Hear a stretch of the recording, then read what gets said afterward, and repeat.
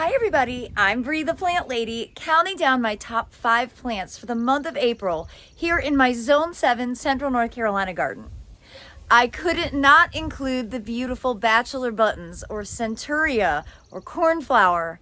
These are the first of the cottage garden flowers to bloom that were direct seeded in the fall, and they just provide so much color and interest and amazing benefits to so many different pollinators.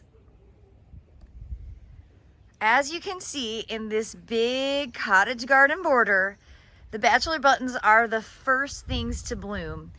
And I just love them so much because the flowers are great as cuts, but of course they provide lots of nectar for pollinators, and they come in a lot of different colors. So you can see I have a lot of blue, but there's also pink. And there is like a nice dark purple over here. And then look at this nice pale lavender color. The coolest part about these is these are all self-sown from years past. So they fill in lots of gaps in and amongst the poppies and larkspur that haven't quite started to bloom yet. Bachelor Buttons are definitely best in full sun. In fact, they really won't flower much for you if you grow them in a lot of shade. They of course like moist, well-drained soil. They're growing directly in soil cube and they perform super well for me. I have not irrigated this bed at all. We've been quite dry, so I would say from a spring perspective, Bachelor Buttons are actually pretty drought tolerant.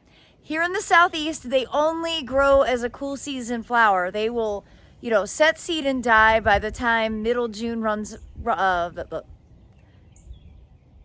Bachelor Buttons in the southeast are a cool season annual. So these get planted in the fall, usually November, December.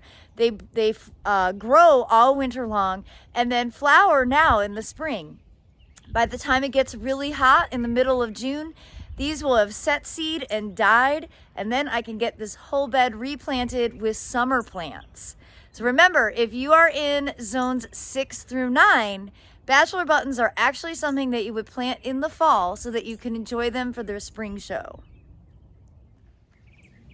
Well, I hope you'll plan to include Bachelor Buttons in your future plantings.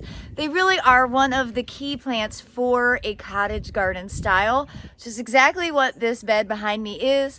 Everything is direct seeded in the late fall, early winter, allowed to germinate in place without thinning or messing with it at all, so that you get this really exuberant collection of plants that are flowering through the spring, with the Bachelor Buttons being the first thing to start.